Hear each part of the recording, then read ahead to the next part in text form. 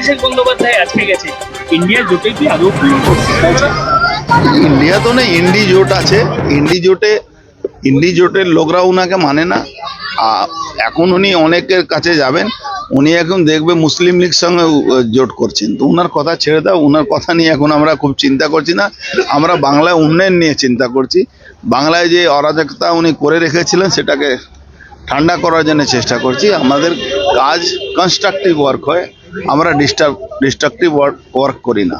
তৃণমূলের সাংসদরাও বিদ্রোহ ঘোষণা করছে লোকসভাতে, তুমি সামান দেবে ভাই এই আঙুলে দেখো কালি মেটেনি, তৃণমূল মিটে গেছে, আর বাকি কি আছে? কিছু বাকি আছে? ভবিষ্যৎ তো বললাম, তৃণমূল আমাদের আঙুলের কালি মেটেনি আর তৃণমূল মিটে গেছে, আর ভবিষ্যৎ কি হতে পারে? দাদা আজকে অস্ত্র যেভাবে উদ্ধার হলো পশ্চিমবঙ্গে, আরে এই অস্ত্রের ভান্ডার আছে এখানে, এরা সব মিথ্যা কথা বলতো বারবার। বিহার থেকে অস্ত্র আসছে, বিহার থেকে অস্ত্র আসে, ওই যত বন্দুক আর রাইফল 315 রাইফল সে সব এখান থেকে বের করে মমতা ব্যানার্জি লোকেরা ওদের হাতে পৌঁছে দিয়ে।